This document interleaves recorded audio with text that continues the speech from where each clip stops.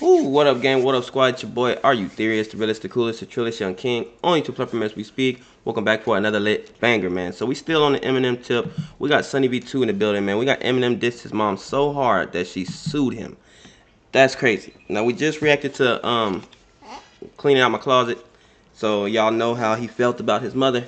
So we're gonna go ahead and check this out, man. If you're new, subscribe, like the video, comment some more bangers. We could react to. But yeah, let's see what Sunny V2 got to say, man.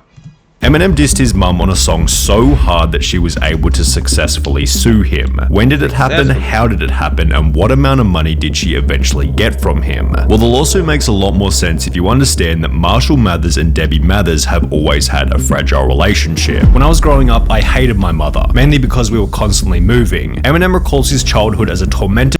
I just feel like, bro, at what point do you, like, okay, I understand you kept moving. I totally get it. But did y'all ever have to sleep outside? And if you did, for how long? Was it like months at a time when y'all sleeping, you know, did you have a roof over your head? Did you have hot or food in general on your plate? I understand you was moving from school to school, but like, are you like, I don't know, man. I just feel like if your parent was trying, you know, as long as they wasn't beating you, you know, being nasty to you, you know, whatever. The hate that he has for his mom is crazy. Like, I understand you may not fuck with her or whatever, but he actually literally hated his mom. You know what I'm saying? That's crazy to me. Stop. A time in which he was forced to attend 15 different schools, while his mum chased boyfriends from city to city, adding that his mum... Alright, well, see, that's different. That's different. Chasing boys from city to city. You got a whole kid, but she kept you with her. So I guess it ain't that bad. Only loved him until he was 8 years old, and that by the time he was 15, she was demanding that he either help with bills or be thrown out of the house. With so much of Eminem's early music often discussing this harsh Detroit upbringing, it was inevitable that at some point he'd rap about he and his mother's poor relationship, doing so for the first time in 1999 after I'm reacting to this next. Hi, my name is... releasing the now incredibly popular song My Name Is, which included the lines, 99% of my life I was lied to. I just found out my mum does more dope than I do. I told her I'd grow up to be a famous rapper, make a record about doing drugs and name it after her, although when Eminem's mum would listen to this song following its release, she'd publicly defend herself by stating that his upbringing was the exact opposite to this. I'm looking at these and I'm going, what is this? I never worked a day in my life. We never had a house to live in. We lived on welfare. I mean, everything he was saying was like, I almost went into shock. I'm like, this is not true. Why are you doing this? He was spoiled rotten. Anything he wanted, I made sure that I'd take my last dime and get it for him. Neglectful. No. Pill popping. No. Welfare collecting. No. He needs to quit, you know, making attacks on me. You don't do this to your mom. And now the reason why I know she's lying, bro, because especially back then there was no social media, so there was no way that Eminem could really show you where he came from, right? He couldn't have took a picture. I mean, unless he had old Polaroids or something. Hey, turn that down, sir. Old Polaroids or something, you know what I'm saying? But and with her, she knows that, so she's like, well, it's gonna be me against him. I'm a woman, a white woman, an older white woman. Who they gonna believe? You know. So some people were on her side, some people were on his side. You know, and like I said, I believe him more because why would he lie? Yeah, he could lie and make better music, but he was making good music anyway before he even started talking about her. Y'all heard he just started talking about her on My Name Is. He was already big and famous, so he didn't need her to do all that. You know, that's why I know that shit's cap. it's so hard. In a different interview, when Eminem's mum was asked, all that stuff about you doing drugs and his rough childhood, is any of that true? She'd respond by stating, no, and that's what hurt me so much. I am a good Christian and prayer has kept me going. He was too spoiled. Anything he wanted, I would just buy it and I'd go without. She could also be one of those people that when things happen to them, either bad or they've done something that they're not proud of, they put it in a box. They lock it up and put it in the back of whatever. They just lock it up, throw it in the back, and then they forget about it because it was just that traumatizing. You know what I'm saying?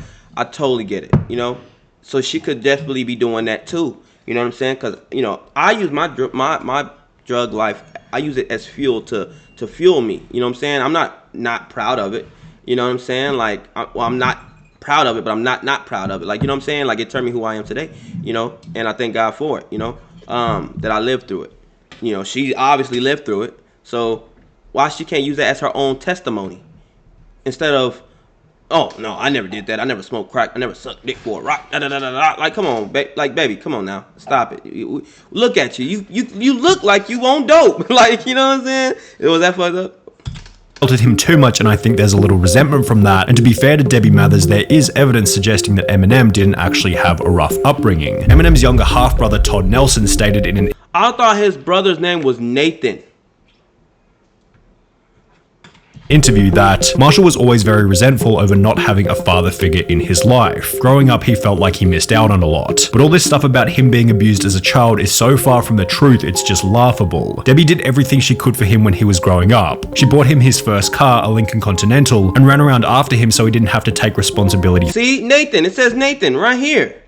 That's what I thought. For anything. She's done the same thing with her youngest Nathan, and he's growing up to be an equally spoiled brat, with his sentiment also being shared by Eminem's grandma. Debbie was so protective of this boy, she never allowed him until he got in his teens to have a lot of friends. Whether or not Eminem really had a traumatic youth was yet to be determined. However, on the 20th of September 1999, at a time during which Debbie Mathers was conveniently close to bankruptcy, she'd pick the first lawyer she found in the Yellow Pages named Fred Gibson and file a $10 million defamation lawsuit against Marshall Mathers, stating that his comments had caused various forms of emotional distress, including diminished self-esteem, humiliation, sleepless nights, harm to her credit rating, and even the loss of her mobile home. When you can't go to the mob for being spit on and I just feel like, bro, nigga, like Eminem gang, even with my dad, like, even if he was alive when I get rich and shit, I would still make sure he was in a nice house, had a nice car. I would still take care of him, even though, you know, me and him, they may not had a good relationship, whatever.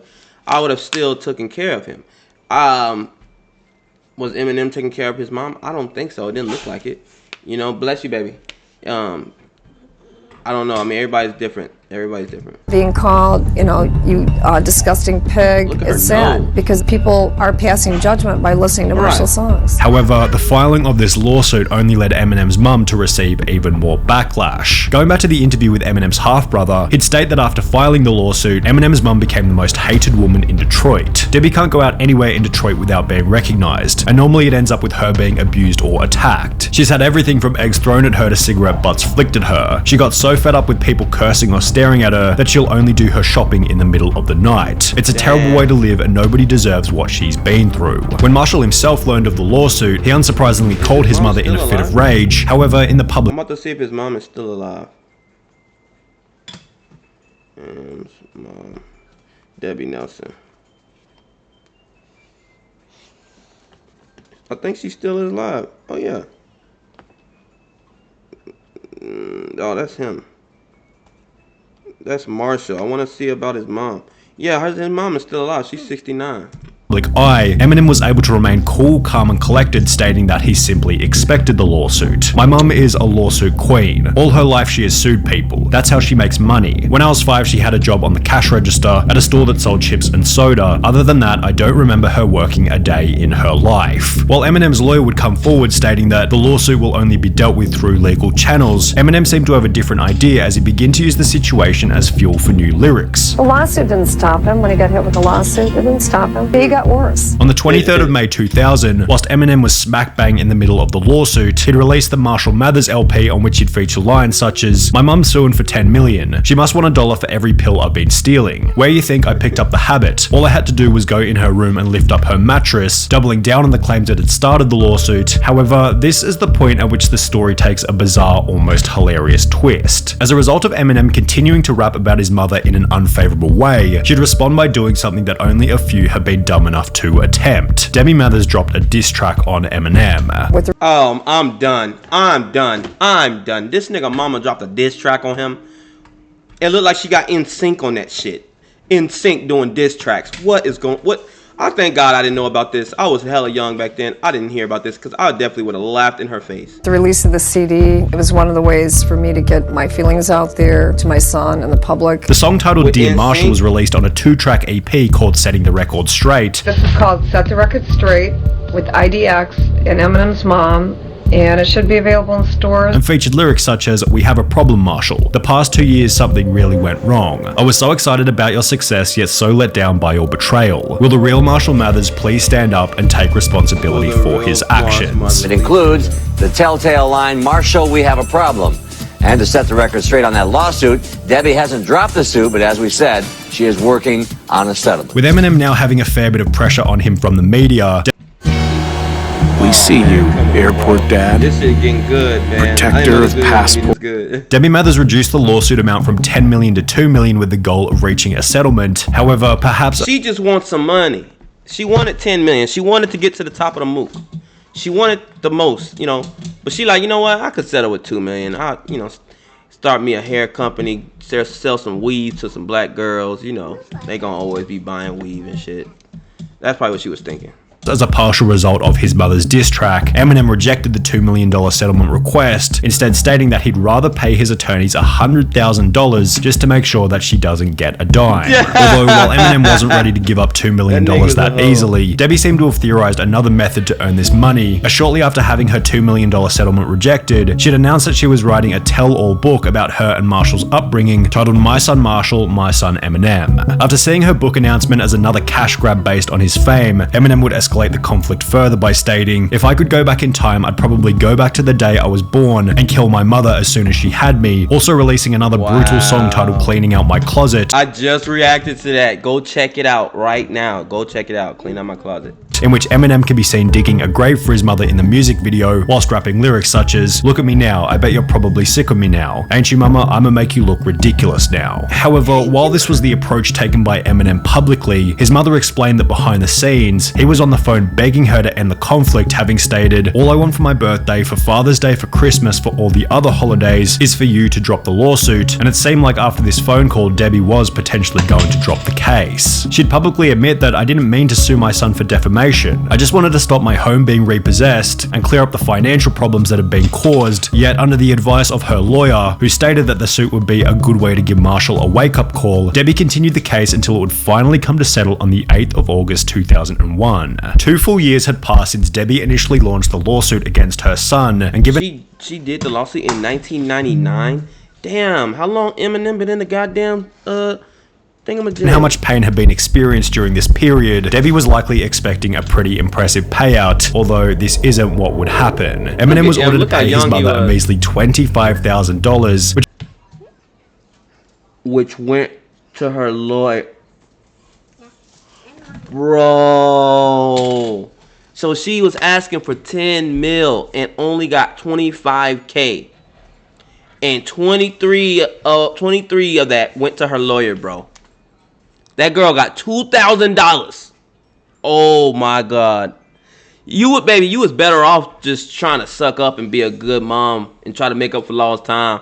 He probably would have gave you more money than that. Shit. Which becomes even funnier when you come to discover that in the process, Debbie Mathers was charged $23,354 in legal fees, meaning that when all was said and done, Eminem's mum kept only at least she wasn't in the red.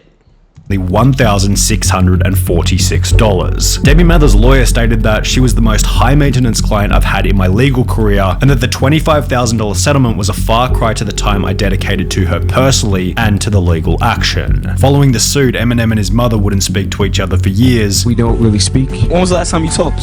It's probably been a couple of years. Look at my nigga on 50 Cent. My nigga, man. It's probably about 3, maybe 4 years, something like that. In an interview from 2010, Marshall stated that he didn't even know where his mum was living and that it'd be very hard to repair that relationship. However, in 2014, Eminem released the song Headlights as an apology to Debbie, explaining that he was sorry for all the things he had said about her in the past. Headlights.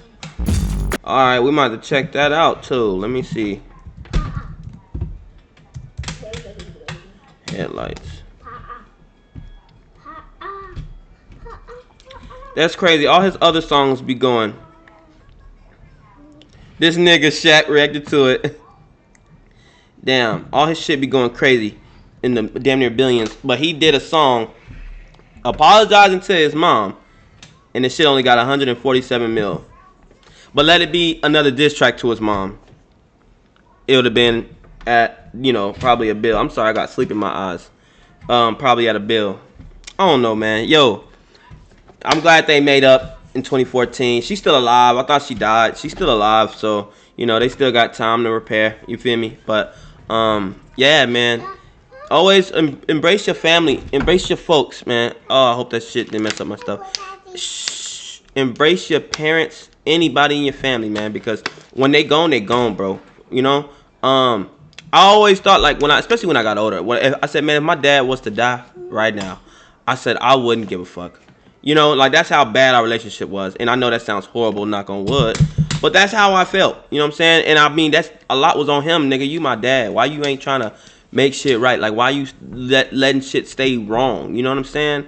But as soon as he got sick, and they said it was stage 4, and he only had a certain amount of time to live, everything just hit me. I'm like, fuck.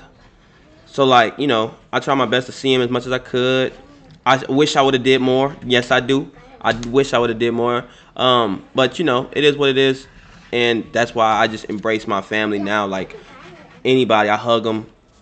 You know, even though I ain't finna get into my business. But y'all know, man, you just embrace and love your family. Subscribe, like, comment, all that good stuff. Paul, what you got to say, man, you little chocolatey baby?